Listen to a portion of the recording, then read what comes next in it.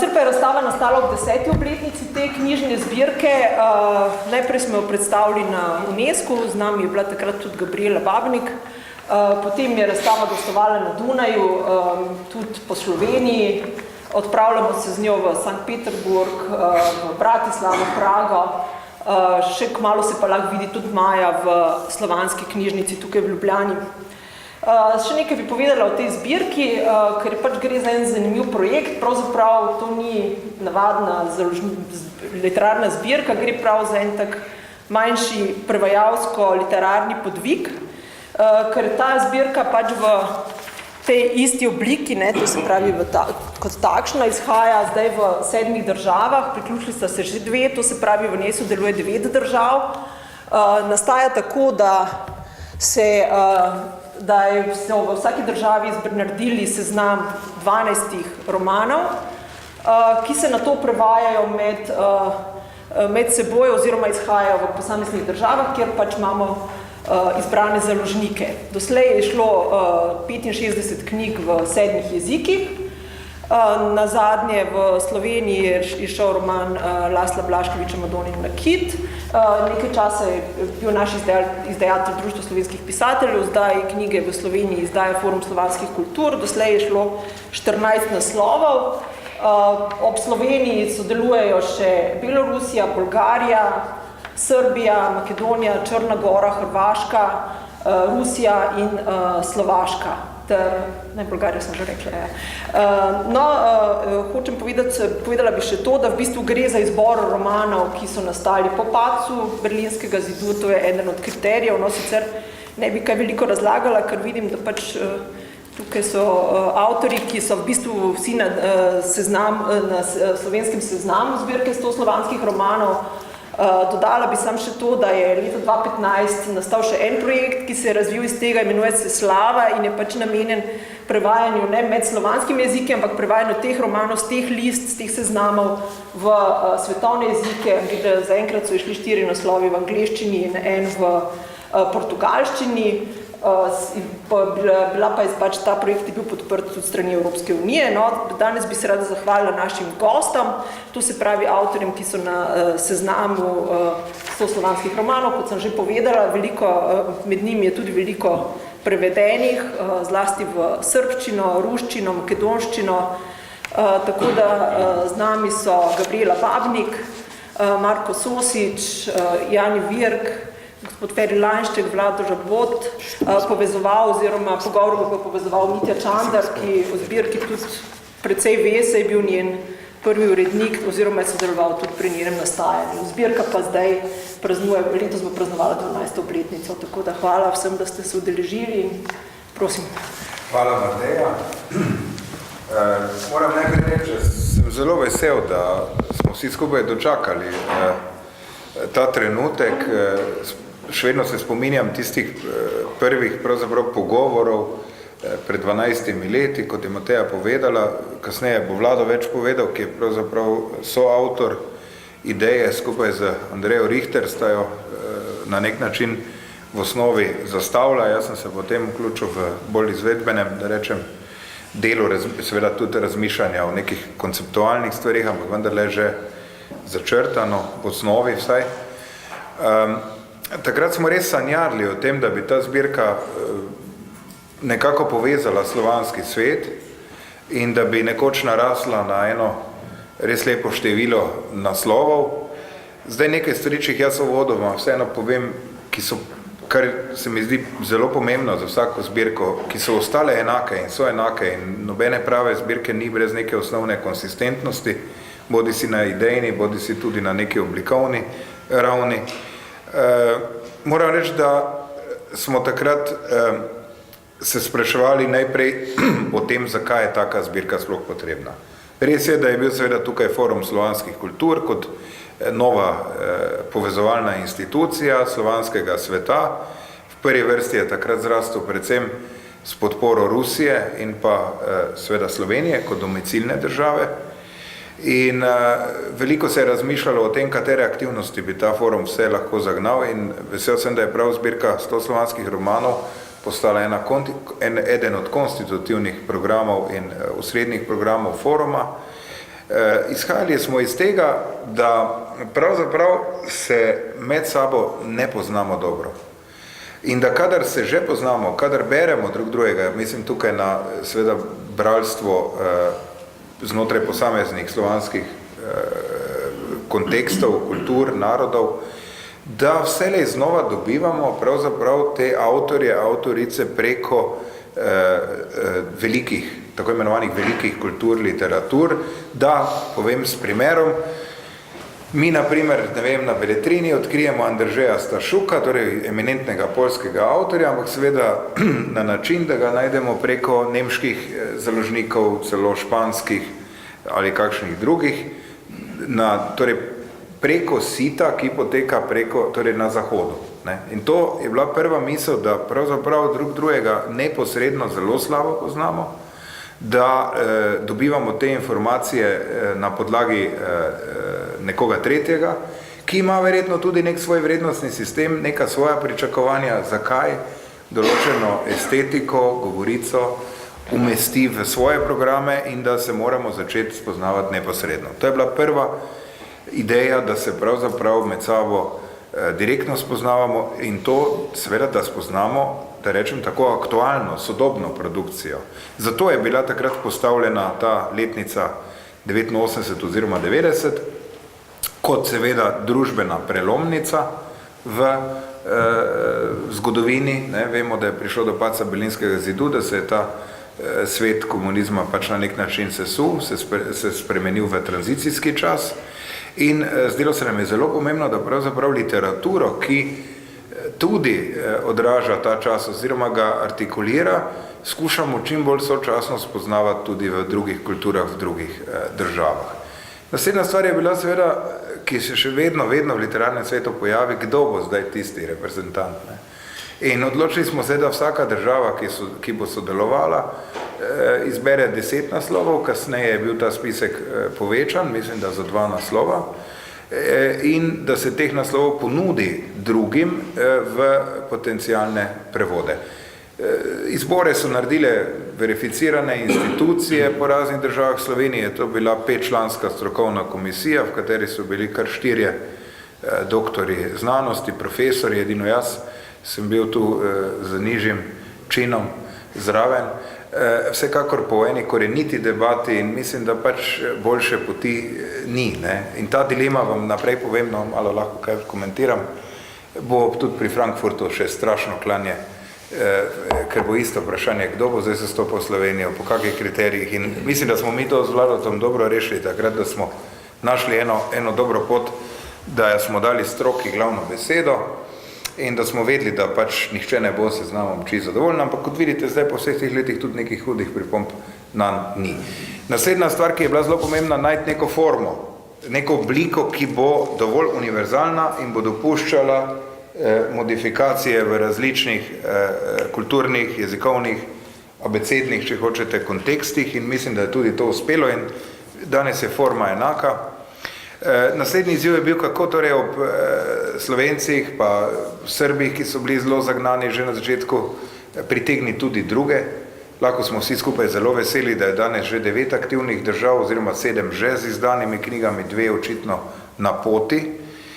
Verjetno obstaja še kak izziv, kako pritegniti recimo Poljsko ali Češko, srednjo, ki je zaradi zgodovinskih okoliščin, ki sto zaradi zgodovinskih okoliščin glede Rusije seveda najbolj skeptični, ampak vendar le, kako torej povečati ta krog sodelujočih držav. In ne nazadnje, spominjam se tistih prvih knjig, zelo sem vesel, da je danes z nami tudi doktorica Namita Subijoto, profesorica s Filozofske fakultete, ki je izjemno z veliko energijo pomagala, da smo takrat prevajali, seveda tudi sama kot prevajalka, ne samo kot prevajalka, tudi kot posrednica, spodbojevalka teh stikov, da smo recimo, se spominjam, prvo knjigo izdali, knjigo Venka Andonovskega, da smo začeli ta pretok in takrat so bile prve 3 knjige na mizi, se spomnim, in danes jih je vendarle že 65 oziroma v kratkem jih bo 68. Zdaj nekdo bi lahko rekel, zakaj jih ni 160, Ampak jaz pa mislim, da pri takih projektih se dostkrat zgodi, da na začetku so velike ideje, bolj pa dobesedno ni nič iz tega. In zato je teh 68 izdanih knjig ena velika obogatitev celega tega prostora. In če še grem malo naprej, važno je, da imamo mi Slovenci prevedenih, torej v naš prostor, v naš jezik 14 naslovov, da s tem gotovo bistveno boljše lahko poznamo nekatere druge slovanske literature in da je ta recipročnost na delu, da imamo seveda tudi, mislim, da 13 naslovov slovenskih avtorjev prevedenih v druge slovanske jezike, da ne govorimo seveda tudi o določenih prevodih izven slovanskega sveta. Tako da še enkrat za ta začetek, vesel sem, da se lahko bil zraven v prvih letih pri tej zbirki in da ta zbirka danes živi in očitno doživlja tudi lepe rezultate. Gotovo jo pa čakajo še izzivi za naslednja leta, kako pravzaprav še ukrepiti neko prisotnost v širšem evropskem prostoru. Vlado, mogoče bi za začetek tebe vprašal, seveda ne samo kot avtorja, ki je prisoten z romanom Volčje noči v različnih prevodih, ampak seveda tudi kot človeka, ki je skupaj z Andrejo in delno z mojo pomočjo takrat zasnoval celo zgodbo in tudi kot človeka, ki si se vedno ukvarjal s slovanskim svetom, ki nisi tega slovanskega sveta nikoli imel kot nekaj drugorazrednega, ampak obratno kot nekaj zelo zanimivega in inspirativnega. Torej še z moje strani dober večer. Ja, ko sem se ukvarjal s tem slovanskim svetom, še zmeraj sem ugotovil, da nekje v zgodovini se je Evropa ustrašila Slovanov. Bilo je v 16. stoletju je bilo Slovanov okrog 5 milijonov, tam nekje med Vislo, Bugom, Dneprom in Dnestrom. Potem pa so se razširili na največji del Evrope. Spravi od Baltika do Črnega morja, od Urala do Jadrana in temu še se zdaj reče v stroki, v kulturni antropologiji, slovanski čudež, ker je težko razumeti, koliko naraščaja so imele družine, da je v 200 do 300 letih toliko Slovanov naenkrat zasedlo tak prostor. No in če gremo malo bliže zgodovine, že od takrat, ampak pozneje še bolj, vsaj, kar sem jaz dojel, je med Slovani zmeraj bilo, ali se ljubimo, ali se koljamo. In to dobesedno. Nikoli ni bila neka slovanska vzajemnost v spredju, neko bratstvo, dobro na deklarirani ravni že, ampak mes pa so se v bistvu od 9. 10. stoletja naprej, kar naprej sprožale neke vojne, neka klanja dobesedno. In če malo pomisliš, ali pa če malo se to poglobiš, vidiš, da je dosti krat to spodbojeno od zunaj. Predvsem Franki, ki so se bali, potem tudi Mađari, ki so s pomočjo Frankov in tak naprej prišli v ta prostor. In na nek način se je skušal ves čas politično in vojaško Slovane držati v nekih okvirih. V današnjem času, ali pa po padcu Berlinskega zidu, pa se je opazila zelo potencirana namera, da se vzpostavi tok kulturnega vpliva zahod-vzhod. Z vsemi možnimi prijemi in ponudbami, reciprocitete pa ni bilo. Ne? In lahko rečem, da se je tudi precej cenenega na tak način spravljalo na vzhod, medtem, ko stara Evropa, recimo in tej zahodni, še zmeraj nekako poskuša aristokratsko, zviška, kolonialno gledati na ta prostor. Seveda se tu nisem ukvarjal s politiko v tem proti romanom, ampak predvsem s tem, da kultura vendarle lahko prestopa te politične delitve in omejitve. In ko smo se pogovarjali, kjero zvrst bil ta koncept 100 slovanskih avtorjev, bil namreč najprej koncept, kaj bi dali notri, so bila seveda takoj različna mnenja. Eni bi kratko pričal, drugi bi dramo, tretji poezijo, četrti eseje in tako naprej. In potem smo se pri zajtrku z Rusom in Makedoncem se rekel, zdaj pa se mi zmenimo, 3 smo, po pravilih najmanj 3 lahko začnejo en projekt. In smo se s tema 2 pri zajtrku zmenili, da bomo dopoldne nastopili skupaj, kot se da že je to dogovorjeno. Sem rekel, ne skrbite, drugi bodo pristopili. In potem je res. Potem je res bilo. No, mene tudi seveda veseli, da je zdaj to živi, čeprav sem jaz bil skeptičen, ker se mi je zdelo, da s premalo promocije, premalo promocijskih akcij, da je to na nek način zaprta stvar tudi pri nas. Vidim, da zbirka ni promovirana tako, kot bi lahko bila. Mogoče je tudi tu en odnos do slovanskega sveta, mogoče tudi do ruske politike, ampak to ne bi smelo vplivati, ker vendarle jaz vsaj kot avtor sem zrastel Tolstojev, Dostojevski, Bulgakov, da jih ne naštevam, no, in nekako zaljubljen v rusko literaturo ves čas pri tem, da sem pač oboje tudi zahodno literaturo jemlje enakovredno. V glavnem, zbirka je zaživela, mogoče je ta skepsa pri Poljakih in Čehih nekoliko preveč politično determinirana. Sem se pogovarjal, še kot predsednik Društva pisateljev, sem se pogovarjal s predstavniki poljskih, recimo, pisateljev. Težava je, da so tam glavnem ta nacionalna osrednja društva razpadla in da je več takih društev pisateljskih.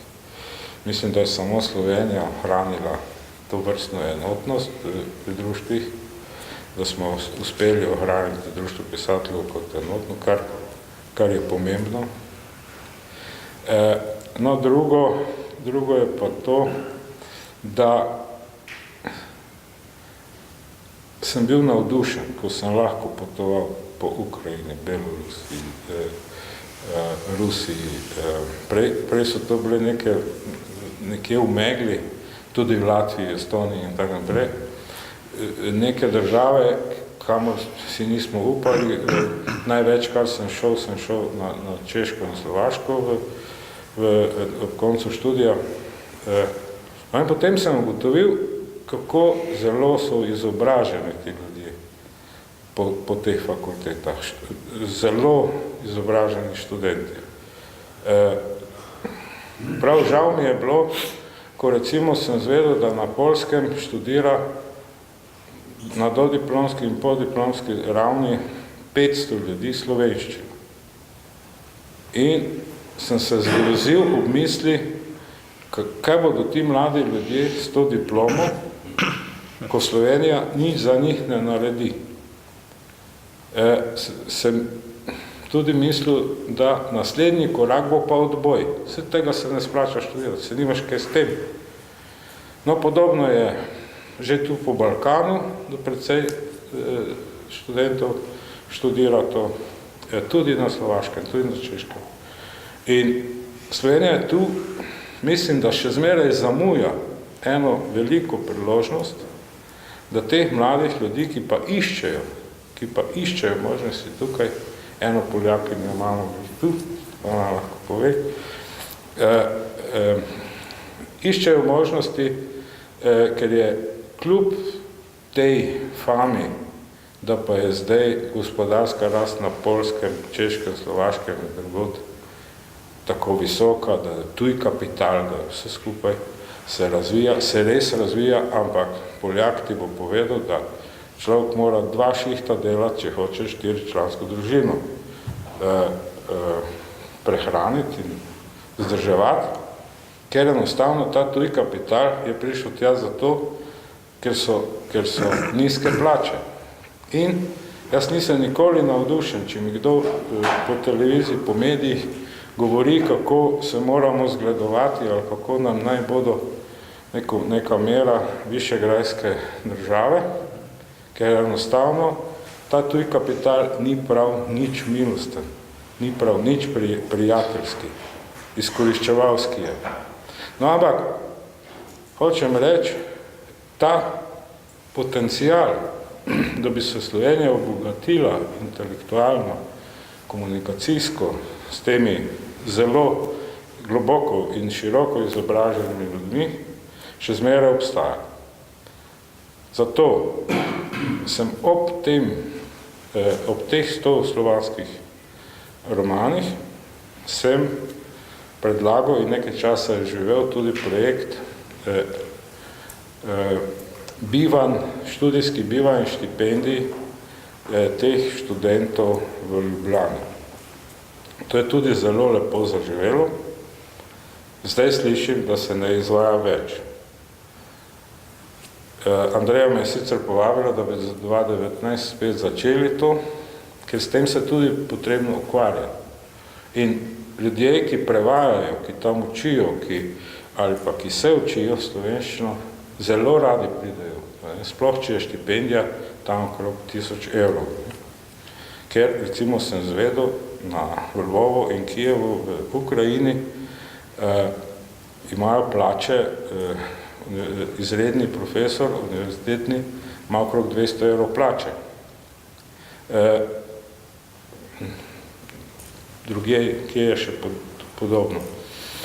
No, v glavnem, teh 700 do 1000, zdaj 700 je neto, je kar denar in sploh, če imaš tu za stan bivanje in z JSKD smo se lepo dogovorili, da je to potekalo. In skratka, ta projekt je hkrati s tem, ki ga danes tu predstavljamo, lepo živel. Zdaj bomo probali tudi mogoče z pomočjo beletrine, z Centrom za slovenščino kot drugi tuji jezik in tako naprej, da to spet spodbudimo. Tu ni nobenih pristranskosti ničesar, je razpis, izbirali so z Centra za slovenščino kot drugi tuji jezik, tudi Namita je doskrat pomagala in tako naprej, da smo res kvalitetne ljudi dobili na to štipendijo. No, kakorkoli, veseli me, da se je s to razstavo, pa s tem večerom nocoj, vendar je začelo tudi v promocijskem smislu nekaj dogajati s to zbirko 100 slovanskih romanov, da je začela izhajati tudi na Zahodu in da se ta mreža širi. Jaz še zmeraj mislim, da kultura ali pa umetnost, umetniška ustvarjalnost, literarna ustvarjalnost, jezikovna ustvarjalnost, duhovna ustvarjalnost, da lahko presežejo te politične krize in delitve. Hvala za enkrat, Vlado. Feri, tvoj odnos do slovanskega sveta, slovanske duhovnosti, si kdaj posebej o tem razmišljal?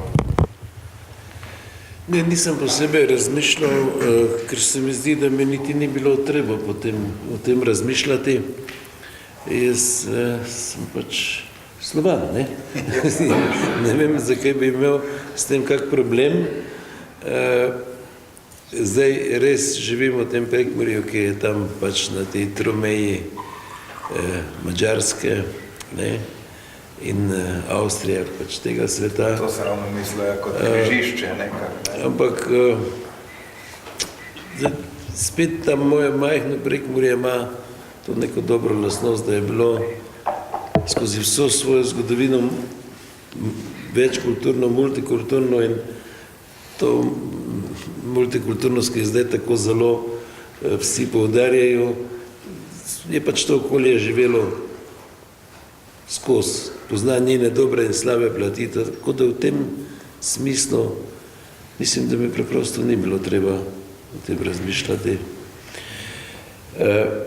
Zdaj seveda sodim res med avtorje, ki se ne ukvarjajo s tem, da bi svojo literaturo prodajali zunaj meja Slovenije. Vse, kar je bilo moje literature, je prodano v tujini, je bilo prodano na pobudo drugih.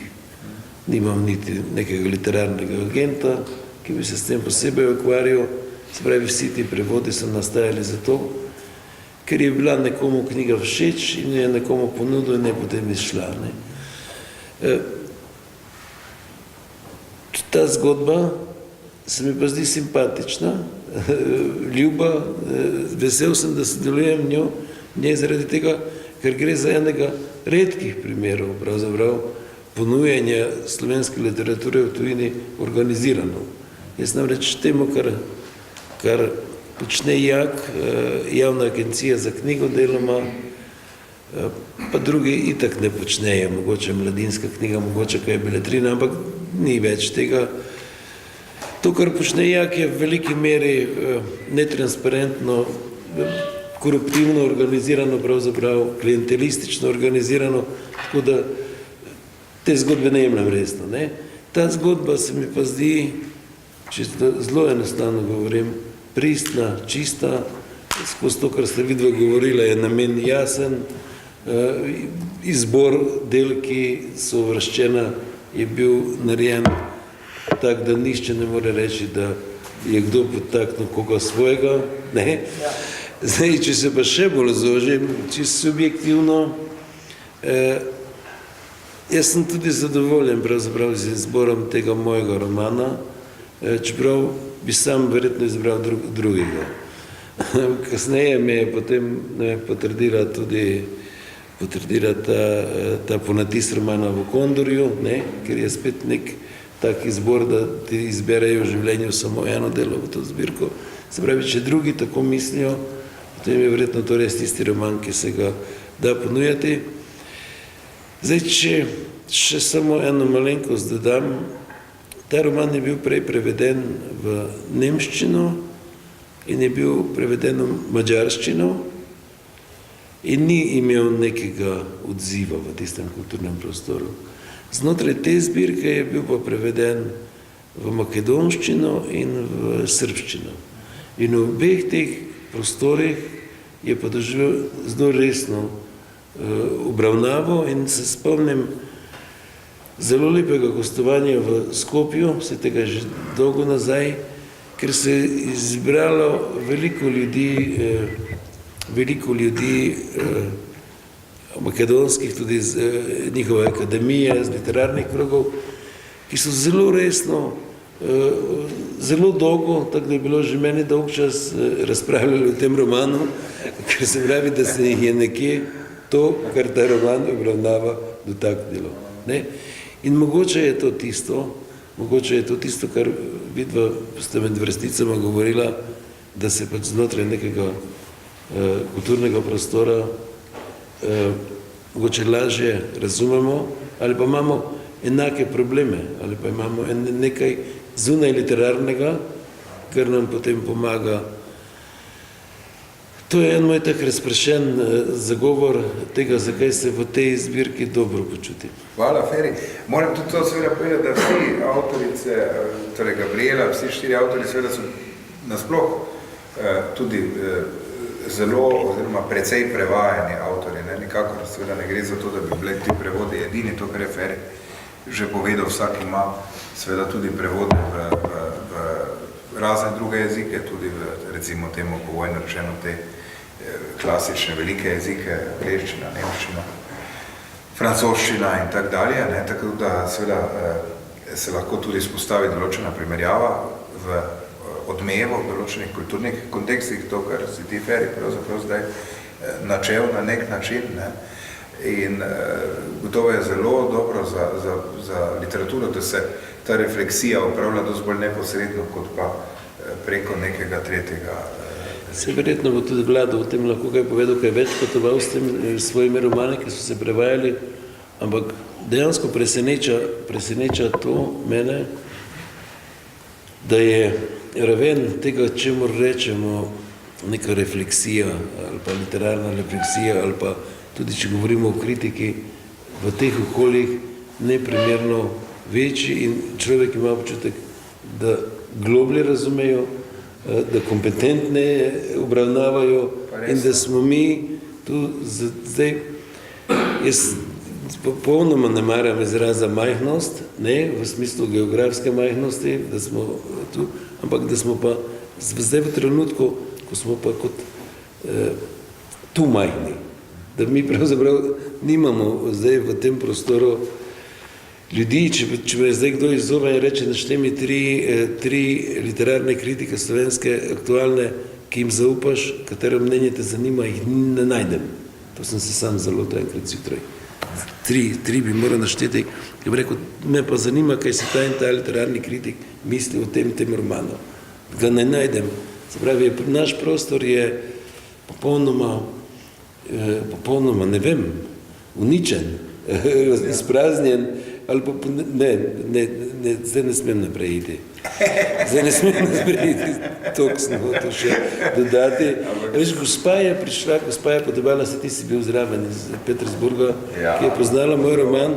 Ona je imela izpisano, ona je hodila po Prekmurju in je ona meni govorila, kje je kateri grad iz mojega romana, kje je kateri most, zakaj se je to tam dogajalo. In to poznavanje mene preprosto šokiralo. To je res fascinantno. No, ampak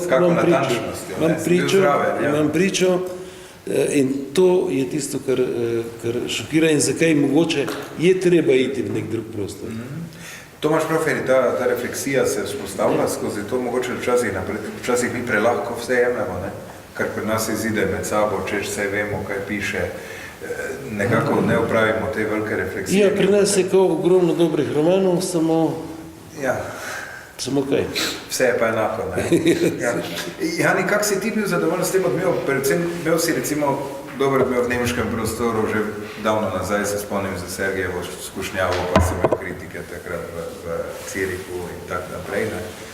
Kak si bil ti s tem odmevom zadovoljen, s to percepcijo, ko si svoj roman, recimo v srbskem prevodu, zagledal oziroma za kritikami in nasploh, zakaj se ti seveda zdi pomembna ta izmenjava znotraj tega projekta? Kolega sta marsikaj od tega povedala že, ne? Kar bi jaz zdaj rekel, tako da mislim, da je relativno kratek, seveda vsak avtor živi od neke svoje samote in hkrati nečimrnosti, ne? Če se nek roman, ki si ga napisal, pojav v drugem jeziku, seveda kljub vsemu tvoja avtorska duša, pa tvoj pisateljski ego, pa vse, kar si naredil, zaživi v nekem drugem kontekstu v bistvu in te na nek način zelo zanima, kakšen je sprejem, ne? Predvsem, če se s tem ukvarjaš, rekel, kot vikend pisatelj, kar se jaz, ne? Ker sem pa skozi po nekih službah. Razlika je bila pravzaprav opazna, ne? V nemškem prostoru je to potekalo po neki, bom rekel, založniški, menedžerski rutini. Vizar je znal prideti pač do Frankfurter Allgemeine, do Neue Zürcher, do vseh teh recenzenskih oken, ki ti naredijo nek verjetno zelo dober recenzenski pač si že nek odmev dobiš, tako naprej, to je predvsej brezosebno, ne. Če primerjam recimo, kako je bilo v Srbiji, je bilo bistveno drugačne, predvsej več je bilo tega neposrednega stika, neposrednega odziva, čeprav so predvsem srbska kultura, mislim, da je zelo, kar je bilo itak prej že rečeno, zelo dobrodošla za tovrstne stvari, je referenčna, je radovedna, je pravzaprav razume to slovansko sodelovanje kot del nekega pravzaprav organskega dela svoje kulture v bistvu in je, tako če rečem, čist medijsko. Poglejmo danes v bistvu, pa jaz delam na javni televiziji, ni niti nikogar z televizije, ni nikogar, pa se mi zdi nikogar iz vodilnih medijev, tam bilo za enega Berka v Srbiji, ki ga prej niso poznali, od javne televizije do politike, do kupice medijev v bistvu, ne. Predvsem manj indolentni so do tega, kar ni pravzaprav industrija, kar ni marketing, kar ni neka korporativna, ekonomska in vsakršna logika. In tam je bil seveda odziv spet čist drugačen, dosti bolj vsebinski, dosti manj na nek način ideološki, dosti manj pač ujet v neke sheme a priorne predstave, kaj smo Slovani kot je. pač na nek način z nemške kulture sevali proti nam. Zdaj, za hec, če pogledam, v bistvu, ravno prejšnji teden sem nek star špigel, mislim, da izpred 2-3 let nazaj listu, ker je 50 najpomembnejših romanov, ki so išli v zahodnem svetu, pravzaprav v tej naši hemisferi, ne afriški, ne kitajski, v zahodnem svetu v bistvu, ne, vključno z Latino Ameriko, vključno s Severno Ameriko in vključno z Evropo, ne. 80% del je zahodnoevropskih, enega Slovana ni noter, recimo, so avtori, ki jih poznamo, to Tima Parksa do pač Nobelov, Jelinek in tako naprej, enega Slovana ni noter, enega Latinoameričana, en Japonc. Ta zahodna kultura je seveda absolutno usmerjena v neko najbrž založniško bralsko industrijo in tukaj se mi Slovani očitno nismo adaptirali na ta model sveta, ki je na nek način prevladujoč, pa hkrati brezperspektiven, ne? Na nek način za razvoj neke Evrope kot kulturne identitete je to šokantno, ne? Če smo imeli mogoče od povojnega časa, ki je do preloma s komunizmom, kupico avtorjev, ki so bili verjetno vse svetovni avtorji, od Kundere do Brodskega, do Havla, mislim, naštejemo 20 imen polskih, čeških, ruskih avtorjev. Zdaj praktično evropska kulturna paradigma na nek način deluje brez slovanskih avtorjev, ne? In tukaj se meni zdelo, da je nastavek te zbirke 100 slovanskih romanov ena dobra osnova, da se pravzaprav, ne maram tega izraza, kultura v Evropi uravnoteži, ampak da se vsaj ta slovanski prostor prešije z nekimi energijami, ki so najbrž nujno potrebne za obstoj Evrope kot neke kulturne entitete, ki itak ni še, bom rekel, poenotena v tem kulturnem smislu, niti prešita relevantno obe smeri, ampak, ne vem, upamo, da se, jaz osebno upam, da se bo to iz neke osebne intelektualne radovednosti, pa dobro, če že probamo v teh globalnih dimenzijah razmišljati, kljub vsemu, upam tudi zato, da se evropska kultura do konca ne suši, ne. Jaz moram reči, rad imam zahodne jezike, ker rad berem sam, ne vem, pa berem se te Tim Parks Evropa in legendarnih romanov zadnjih 20 let, dolgočas me strašno v bistvu, ne. Kratke makedonske štorije, to, kar ste, mislim, kako vidijo mačke, ki mi dosti več pomenijo, kot pač človeku, ki živi tukaj v Evropi, se ni važno zdaj, se deklariram kot Slovan ali kot pač Evropejc, samo ta pretok gre seveda na škodo celovite Evrope, ne. Če gledam, mislim, isto rečem, pa se grdo sliši, da pa obožujem špansko literaturo, če gledam današnje španske, od katalonske avtorje, od Bila Matasa do, ne vem, jih lahko kupico naštejem, mi enostavno, bom rekel, patetično v duši pustijo na nek način nek suh makadam, neko sušo, vse to zelo artificialno, zelo lepo napisano, ni problema, ne. Nima pa tega, kar bi pravzaprav, kar je nekoč, kljub vsem Evropa dajala, slovanska kultura dajala neki evropski kulturi, pa pustimo zdaj te velike avtorje od Dostojevskega naprej, ali pa v filozofijo od Berdjajeva, Šestova in tako naprej, sam tega ni, tega prepleta ni več, ne, to mislim, da je ta zbirka verjetno skromen poskus, ki pa lahko razraste, pač lahko tam i celi nasel vse te narode, verjetno jih ne bo, ker mora biti tukaj od zadnji dosti več najbrž nekega denarja, neke politične volje, nekih medijev in tako naprej. Nastavek je pa vsekakor odličen in kot vidba, sem malo zašel, se malo govorimo. Super, hvala Bogu. Z neke osebne izkušnje sem pa še bolj na globalno raven. Ne. Hvala, Jani, to, kar praviš, je seveda veliki problem, da se doskrat podoba Evrope vidi zelo enostransko. Recimo spomnim se zbirke humanistične, ki je tudi v Sloveniji bila prevedena. Mislim, da je bil naslov Delajmo Evropo ali nekaj takega, kjer so bila razna področja evropske zgodovine in nasploh evropskega življenja obravnavana in niti enega avtorja, zgodovinarja ali humanista iz vzhodne Evrope ali slovanskega sveta ni bilo zraven, ne. In zbirka je imela pa deklarativni naslov, da gre za Evropo, pa v bistvu so seveda pisali zelo kompetentni ljudje, ampak seveda pogled na to isto Evropo je bil izrazito zahodnoevropski. Gabi, ti si predstavnica malo mlajše generacije, dobila si za svoj roman tudi Evropsko literarno nagrado, po zaslugi te nagrade si bila kar precej tudi prevajana v razne kontekste, vključena si seveda tudi v 100 slovanskih romanov. In kako vidiš ti to razliko oziroma percepcijo svojega dela v raznih svetovih in nasploh pomen te zbirke? Ja, lep dober večer še z moje strani. Bi se mogoče kar navezala na Janja. Ne? To mi je zelo všeč, ne? Ta duhovni makadam. Ne? Jaz sem recimo sem prevajala pač tole nigerijsko avtorico, ne? Chimamanda Ngozi Adichie, ne? Ko se ukvarjaš prevajalsko z enim takim delom, ki obsega 500 strani, recimo, ne, gospa je totalno zvezda, ne, niti noče priti k nam, niti ne bo prišla k nam in tako naprej. Ne. Ampak zdaj upam, da ne govorim karkoli kontra, ampak recimo, ko sem prevedla ta roman Amerikanah, njen zadnji roman, ki je, ne vem, Brad Pitt je odkupil pravice in tako naprej, ne, za scenarij po tem romanu, ampak tukaj je res, ni neke usedline, ne, ni neke mehkobe, neke strukturno je fantastično zgodba narejena, to vse štima, ne, marketing, to je vse super, ampak ni pa duše, tako kot bi rekel naš Duško, ne. Tega manjka, ne. In jaz sem pač, mislim, moja štorija je malo hecna, ne. To, da dobi, mislim, avtorica, ki v bistvu piše o nekih drugih pokrajinah, ki niso slovanske pokrajine, ki so recimo afriške pokrajine. Mene zanima pač ta urbana Afrika, ne. Da dobi neka slovenska avtorica nagrado EU, ne. In potem v bistvu ta sušna doba se je prevala, ne vem, več kot 10 jezikov, ne. Seveda tudi vemo zaradi denarja, ne. Pač manjše založbe, predvsem ta slovanski svet je zelo veliko prevajal, tudi zaradi EU subvencij, no. Ne vem, koliko so se našli v tej zgodbi.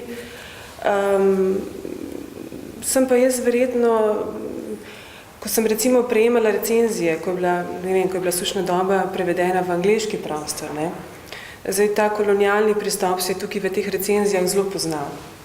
In to v smislu, da so recimo pisali, da moj roman ne izpolnjuje nekega horizonta pričakovanja, ne, se pravi, da so pričakovali nekaj drugega, ne, od nekoga, kot sem jaz, ki prihaja iz neke Slovenije in potem piše take zgodbe in tukaj se pač vidi, da je na delu nek kolonialni pristop, kot je rekel Vlado, ne. Ampak jaz mislim, da to ni naključje, ne? Da so te male zgodbe, paralelne zgodbe s tem svetom, z onim svetom, o katerem jaz pišem, so tako magične, tako fantastične in da ni naključje, no? Da je do tega prišlo. Kar pa lahko rečem, pa v bistvu na nek način, to sem že zadnjič, se opravičujem, če so mogoče kakšna ista publika, ampak recimo Ranka Primorac, ki poučuje postkolonialne študije v Londonu, je v spremnem zapisu k francoskemu prevodu sušne dobe zapisala, da je v bistvu moj pogled na Afriko neimperialni pogled, nekolonialni pogled, da je to v bistvu čisto nov svež pristop, ne, tega mogoče misleno tudi slovanski pristop, ne. Se pravi, da bi, ne vem, avtorica, ki prihaja iz francoskega, britanskega prostora, na drugačen način pisala o onkrajnem svetu, ne. Se pravi, da zame je biti v tej zbirki, seveda sem zelo hvaležna, sem na to uvrščena skupaj z Berto Bojetu, ampak mi daje neko zaledje, no, glede na to, da pišem o teh nekih robnih drugih temah, in sem zelo počaščena v tem smislu.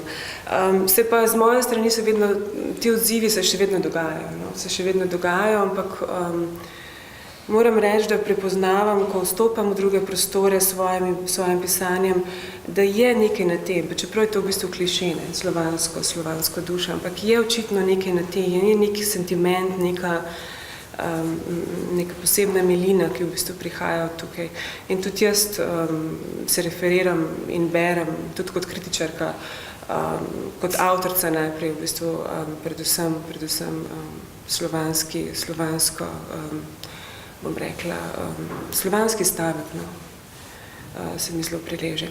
Tako da, kaj se bo še dogajalo, bom še videla, ampak odkrivam, da bi mogla biti pravzaprav to nek paseno, ampak je ta tretji svet, slovanski svet.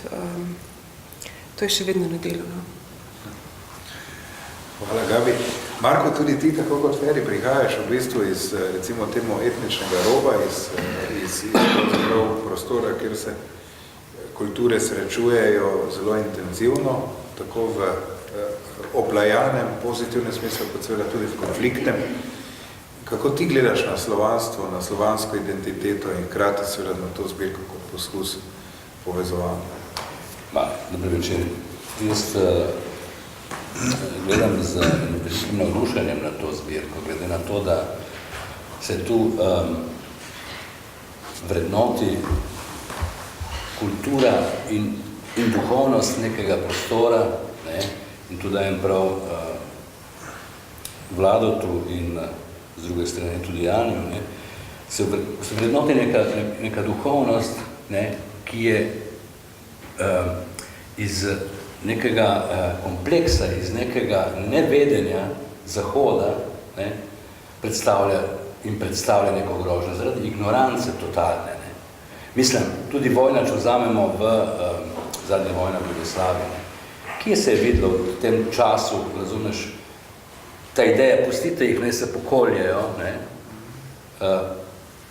je bila zelo evidentna, tudi strani, recimo neke levice, italijanske, ki je bila takrat tudi delno na vladi, ne pustite, naj se pokoljejo, ampak jaz mislim, da podzavestno vlada nek strah pred velikansko kulturo vzhoda, če vzameš kozmos ruske literature, že sam Peter Stein je govoril o tem pri igralcih, pri dramskih igralcih, kaj prinaša nemški igralec na oder, je rekel, prinaša cel svoj lik, in v celoti, v globini in tako naprej. Rus pa prinese vse to, pa še cel kozmos okrog tega lika. In jaz mislim, da je, se mi zdi, da Zahod ima globoka, verjetno že antropološka vprašanja se odpirajo v Zahodu. To nisem jaz takih bom govoril, nisem sociolog, ampak se mi zdi, da preprosto ta suh asfalt, ki ostane od literature, ki jo bereš mnogokrat, in redko kdaj, da se te dotakne, je odraz z ene strani verjetno tudi teh zelo razvitega posla editinga. Tu avtor je včasih tudi na nekem robu postavil, mislim, on je, sam da se to proda, struktura mora držati, vsebina je irelevantna, ker se prodaja zunanjost, se prodaja artefakt, in to so bestselleri, ki ti ne pustijo ničesar, ma dobro, seveda so izjemeni, normalno se ne delo. Ampak je to na veliko, se mi zdi že antropološko vprašanje, zato sem zelo ponosen, tudi kako bi rekel, slovanski svet je zdaj predstavlja seveda vir duha, vir literature, vir soočanja z mojim svetom in nenazadnje sem prebral neko znanstveno raziskavo, da moj priimek je izrazito balkanskega izvora, da sem rekel, sem vesel tega, bi rekel, brez da pozabiš na vse konfliktualnosti, ki jih ta prostor prinaša, ampak sem bil ponosen, da sem balkanskega izvora, zakaj pa ne? Zato sem toliko bolj vesel, da sodim v ta svet in v to zbirko, ki jo, če se navežem še trenutek, pač knjige, ki ta je prevedena v ruščino in v srbščino, in kako bi rekel, je doživela neka kot pravi Feri, od zunaj na nek način te zelo globinsko gledajo in tako bi rekel, če te že berijo, te potem berijo z nekim zanimanjem tisti, ki te berijo. Tudi fascinantno, enkrat v Alžiru, to nema veze, ampak tenimo tretji svet pa to, sejem arabske literature in tam smo bili, slučajno, jaz ne bi bila Suzana Tratnik, pa je bil, to vam spomnim potem, ker je druga imena, in sedimo tam in začnemo govoriti, in ljudje se usedajo tam, kar tako improvizirane se usedajo, in vpraša neka gospa v Alžiru na sredi sejem arabske literature, vi ki prihajate iz Trsta, kako pišete, tako imate dvojezično to, kako pa Boris Pahor pravi ona v Alžiru, mislim. Ne? Ja, seveda, ker gre preko francoskih prevodov pa tako naprej. Ampak skratka, je en kozmos in en svet duha, ki ga je vredno s to zbirko nadaljevati in se postavljati kot ekvivalentna, močna, duhovna realnost, ne, vis-a-vis samo drugemu svetu. Ena od prvotnih idej, ko je zbirka nastala, je bila tudi to, da bi se po zgledu latinoameriške literature ali pa tudi skandinavske literature kot neke vrste regionalna literatura lahko plasirala v globalnem smislu. Torej, mogoče komentar o tem, obstaja neka specifika slovanska, ki se jo da dovolj artikulirati, ne da bi bili popolnoma stereotipni in bi lahko bila zanimiva za tudi kot neke vrste, dajmo reči, čeprav je to grda beseda, blagovna znamka. To je bila ti, ki si bil na začetku tudi s to idejo zdrav. Ja, to je bila tudi taka ideja, ne, da bi zdaj to reciprociteto spodbudili, ne, da bi izmenjava vendarle tekla v obe smeri, vzhod-zahod in zahod-vzhod. Zaenkrat še tega ni, ker kot je Hej rekel, pogrešamo kritiko. Pogrešamo tudi poglobljeno refleksijo o literaturi, pogrešamo izpostavljanje tistih špic, tistih vrhov, ki bi dejansko imeli moč in razsežnosti, ki bi v zahodnem svetu lahko pomenili da bi zdrmali, ne? Ker je treba, najbolj je treba z neko tako varianto šoka nekoliko predramiti to samozadostno kolonizatorsko pamet. Jaz moram reči, da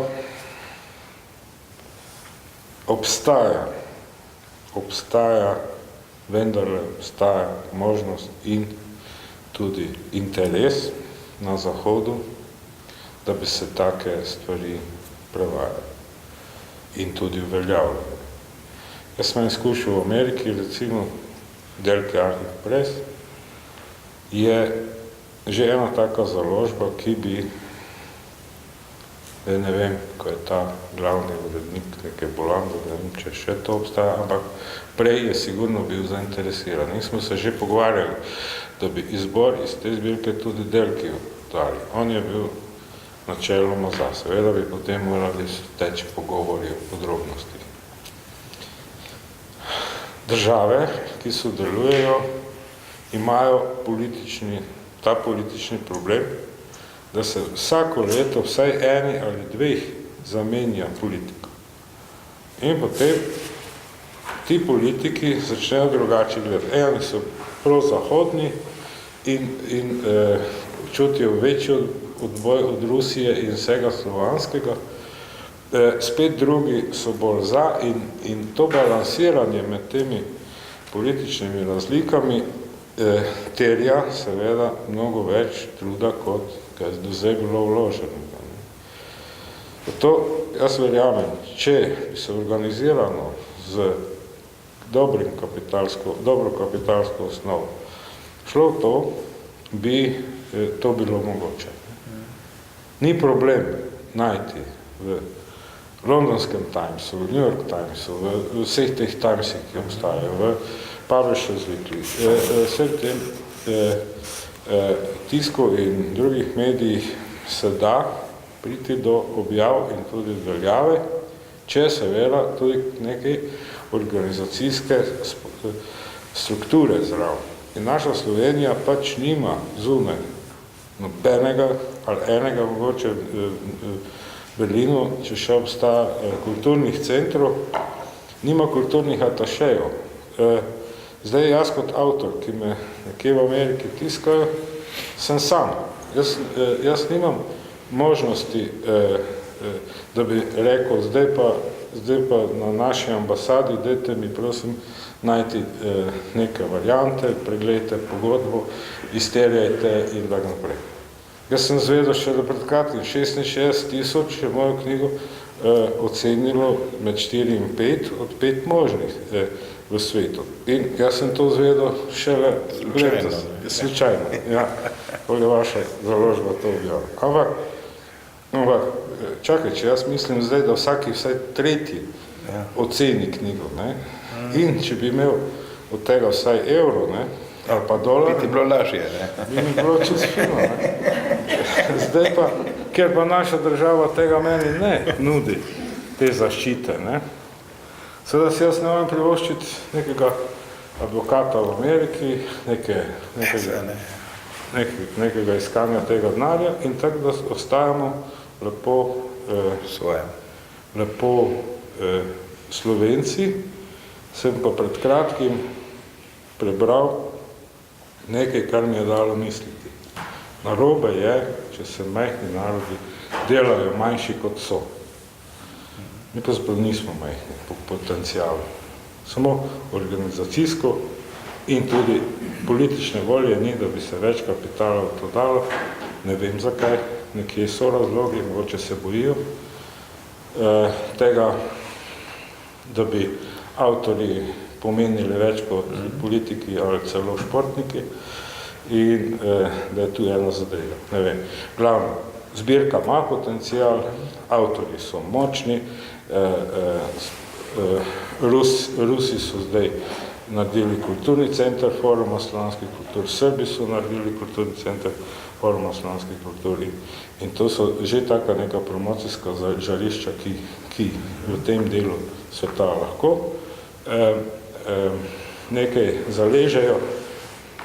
Zdaj, v ameriškem prostoru, v španskem prostoru, v francoskem in tako naprej, pa tega ni. In to mislim, da je naslednji korak, če kaj spodbude iniciative naša civilna družba premore, je treba usmeriti v to, da bo posilila politiko, da se to smer začne obračati.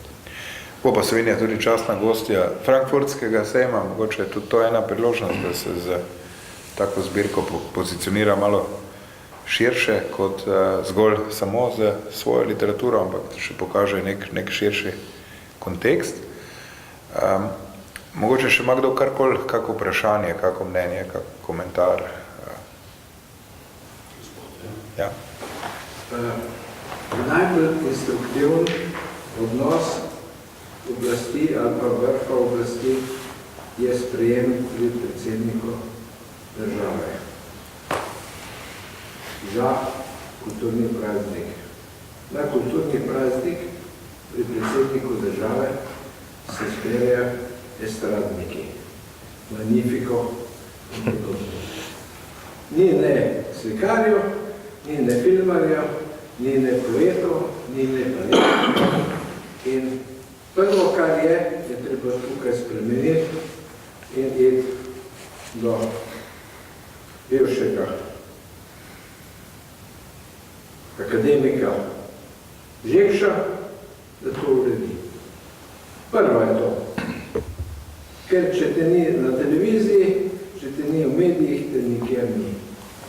To je zelo preprosta pobuda, da sprejme predsednik države književnike. Ne pokojnega Vladimira Bartola, ki je znan v Franciji, ni treba, da je veliko Pahorja sprejme, da sprejme nekoga mladega, vitalnega, živega in tako naprej, ki ima kaj povedati, ker vse, kar se pove veliko skozi govor ob dnevu, na Prešernovem prazniku v Podolitvi.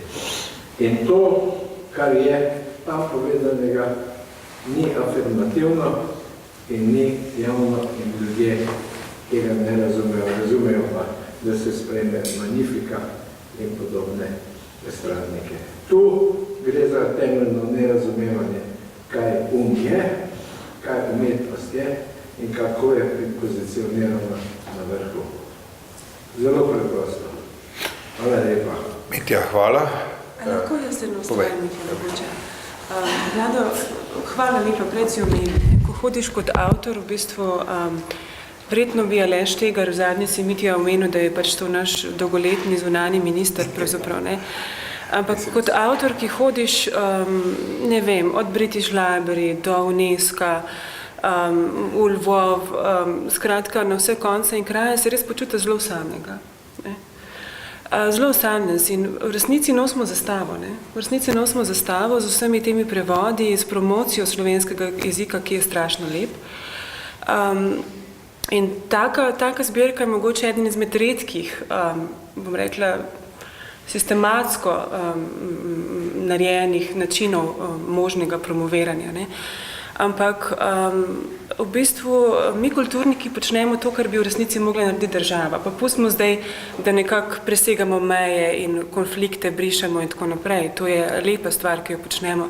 Ampak po drugi strani pa odnos do jezika te države je absolutno, mislim, zmalverziran in ničelen. No. In jaz sem, mislim, zdaj se mi dogaja, da praktično vsak mesec nekam grem, ne, ampak si tam nek osamelec, ne vem, recimo v francoskem prostoru, tudi v britanskem prostoru, ne, da mora dvakrat prebrati, Slovenija, ja, čudno, ne, da imate tako lepo literaturo, ne. Mislim, tako močno literaturo v bistvu, ne. Nazadnje sem v Bruslju v bistvu govorila o evropski literaturi, ne. Pa sem me čudno gledala Slovenija, ne. To je tudi evropska literatura, ne. Tako da jaz zelo pogrešam to vrstne iniciative in malo več pobude, no, strani države, ne bom zdaj poimensko, ne. Ker si res na čistini si kot avtor na nek način. No. Tudi to, kar je prej Ferij v bistvu na nek način rekel, se mogoče bi bilo fajn predvsem kot pisatelj pisati, pa se ne ukvarjati toliko s tem, kje kaj bo ali pa hoditi okoli nujno, ne. Ja. Da bi sistematizirano neke stvari potekale. Ja, sej, če bolj drugače razmišljamo, sej v bistvu ta uspeh literarni je individualen, ne, sej uspe avtor, ne. Težko rečemo, da uspe slovanska književnost, da uspe slovenska književnost, zmeraj uspe avtor, ampak cela ta zgodba bo mogoče prinesla, oziroma bo zelo verjetno prinesla neke avtorje, ne? Še kako dodatno pozornost. Se pravi, je to spet neka nova možnost, verjetno, ne vem, recimo, če poznamo vsaj malo mađarsko prakso, ne? Mađari so izrazito država, ki skrbi za promocijo svojih pisateljev v tujini, načrtno delajo na to.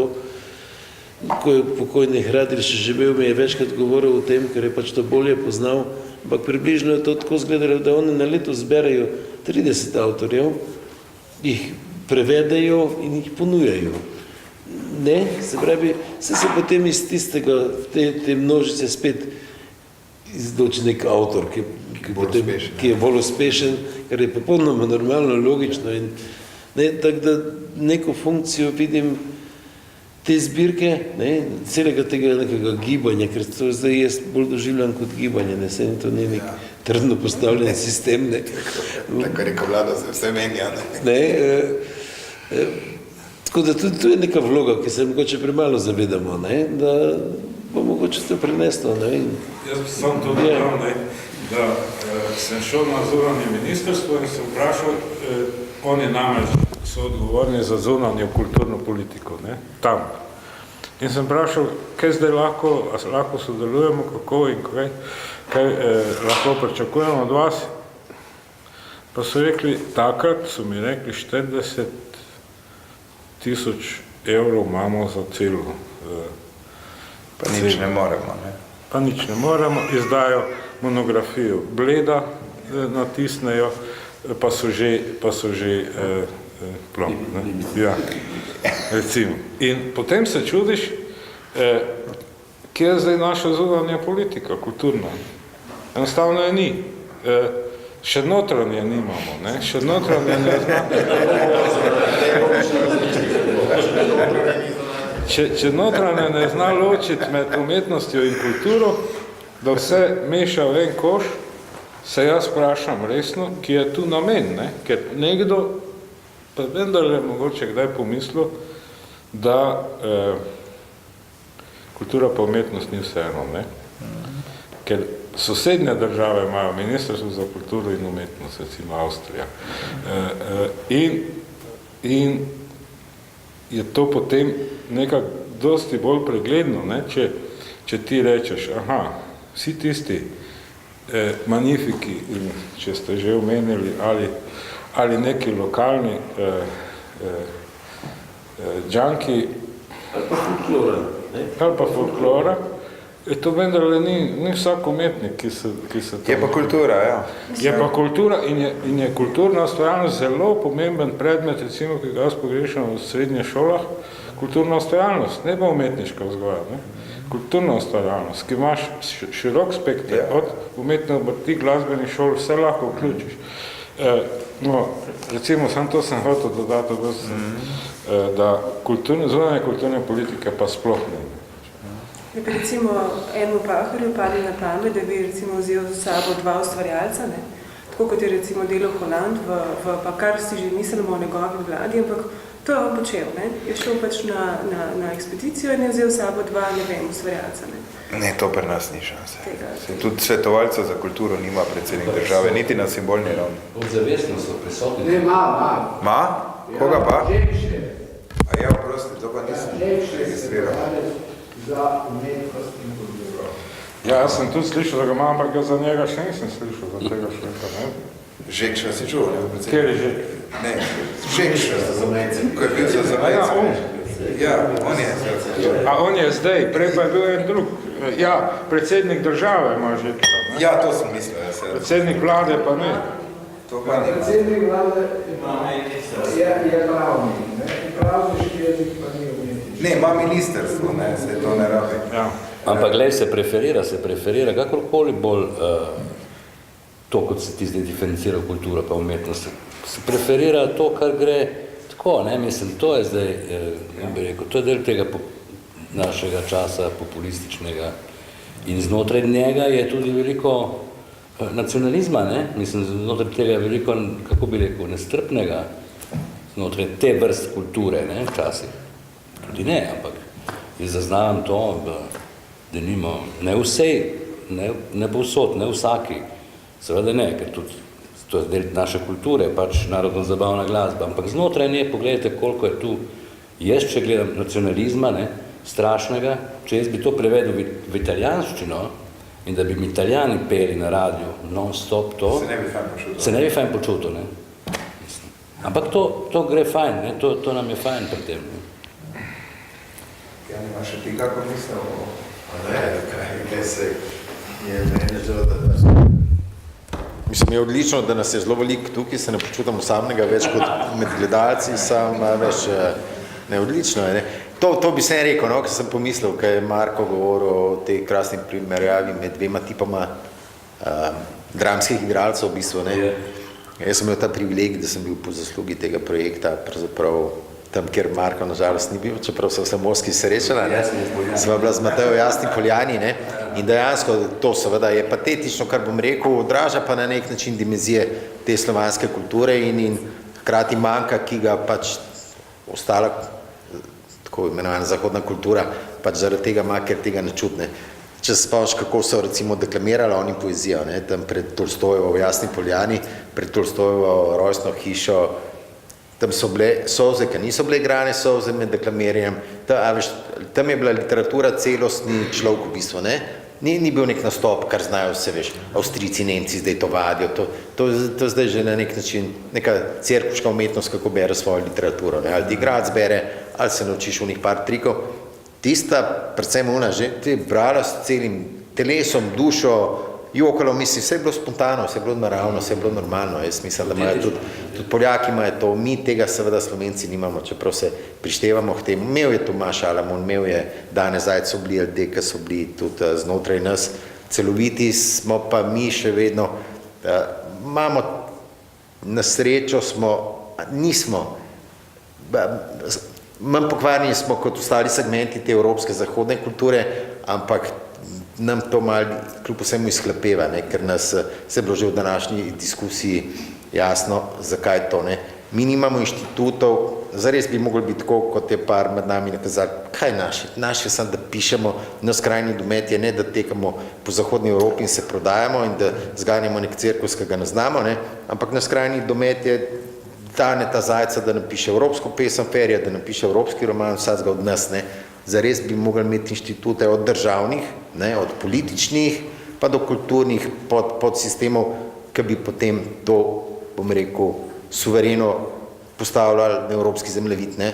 Mi se pa pogosto med sabo skoraj že ne maramo, smešimo, ker pravzaprav si neki pogledujemo proti temu bednemu Frankfurtu gor, dol, levo, desno, ker mi kot kultura nismo strukturirani, niti kot države seveda nismo, se vemo, ne se vidimo, kako se po 25 letih smešno pri osnovnošolskih zadevah demokracije v bistvu, ne. In tukaj se jaz bojim, da nam bo ta topomi celi slovanske duše izhlepel, ne, ker smo zelo avtorji prisiljeni v tekmovanja, komercializacijo, zavist, ker pač smo na nek način odvisni od mehanizmov, ker ne grejo skupaj s tem, kar je edino naše, ne. Edino naše, da naredimo to, kar delamo skrajno dobro znotraj našega horizonta, ne. Ostalo sploh ne bi smela biti naša zadeva, pa smo nažalost tako incestuozno povezani, pa tako nestrukturirani, da moramo zelo to početi, ne. In to nam pravzaprav škodi, ne. Tukaj pa bi rekel, toliko malo nas je tako kot v neki športni ekipi, ne. Tukaj mogli sodelovati, kot so naši basketaši tam, ne, slučajno letos, ne. In to nas baša, ne. In tukaj, tako kot gospod prav, seveda bi mogli, mi smo bili pod žabotom, pa mi dva se leta poznava, prepirava, kregava, sam se razumeva v teh glavnih stvarih. Ker bi on predsednik društva pisateljev, je bila to neka inštitucija, ki je vplivala dobesedno na državo. Smo par mulcev, nas je bilo Mičko, on, jaz, sklicali pač, so pa že predsednik vlade, predsednik države, zunanji minister Rupel, najbolj nečimeren zunanji minister v Evropi, pa je prišel ponižno v društvo, pa poslušal. Seveda so nas pol nategnili. Sam smo bili vsaj partnerji, ki smo na nek način hoteli vplivati, da se ta država strukturira tudi s pomočjo neke kulture in postavi to na svoj interni zemljevid. Zdaj tega ni. Zdajšnji predsednik je sjajen mož, Ivo Svetina, pa jaz mislim, da je 10-krat pisal v mandatu Cerarju, sploh pa mu odgovoril mu je sprejel ga, pa ni, pa to sramota, si zares mogli kaj pa razrušiti parlament. Tako da tukaj smo zares na zelo nizki štartni poziciji, tudi zdaj le bom rekel pred Frankfurtom, ne? Ker nismo strukturirani, niti kot država, niti nimamo kulturne politike strukturirane, ni nas pa spet v preobilju toliko, da se ne bi te majhne poškodbe, ki si jih prizadevamo, na nek način poznali v naši literaturi, ne. In bomo zgubili še malo unga čara, ki ga zares imamo in bi ga mogel nekdo drug namesto nas prodati, ne. To malo na tisti komentar Ferijo, pa tako pa tisto, ker tako mislim, ne. Tako mislim, ne. S tem, kar govoriš, ker dejansko tako to je, ne? Ja, stvari lahko gre. To Mitja, kar se je. Žigenja, izvoliš.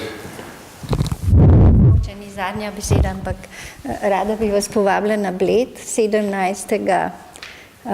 Aprila. Pridejo gostje predstaviti 100 romanov iz Bolgarije, Rusije, Makedonije, Srbije in bi bilo zelo lepo, če bi kdo od Slovencev bil tam. Oni bi bili zdaj tukaj, če ne bi bili doma. Tako da pridite 17. ob 6. na Bledu, predstavitev 100 romanov. Rad bi na koncu povedal, tako, Aprila? Hvala. Ste dobili vabila samo, da ne bi bilo takole. Bo 60 gostov iz tujine, svetovne znanih pisateljev, tam jih se bo ta razdelka tam predstavila. Hvala. Mislim, da smo kljub temu, da nas ni tako zelo veliko, pa imeli zelo zanimivo razpravo, kajti redko se zgodi, da je 5 tako zanimivih pisateljskih imen na kupu, da smo odprli tudi nekatere pravzaprav boleče točke, te naše samopodobe literarne, nacionalne in tudi seveda nekih možnosti, ki jih imamo zunaj. Te debate bodo gotovo v naslednjih letih zelo živahne. Nenazadnje nas čaka ta velika priložnost predstavitve pred svetovno javnostjo, ki se po mojem v 100 letih ne bo ponovila.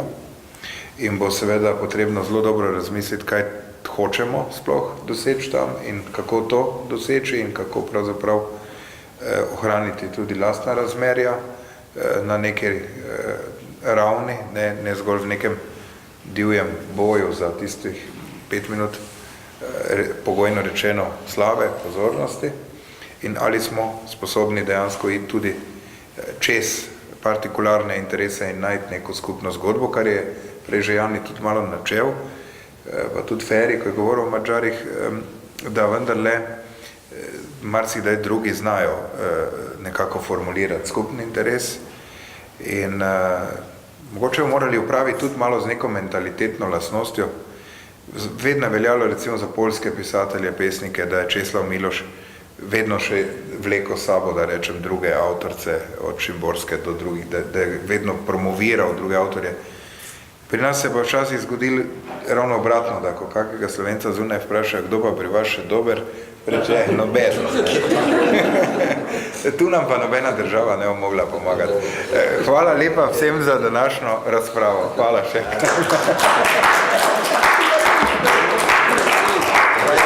Feri vedno malo Madžarov tudi povedal. Je pa rama Feri. Dobro.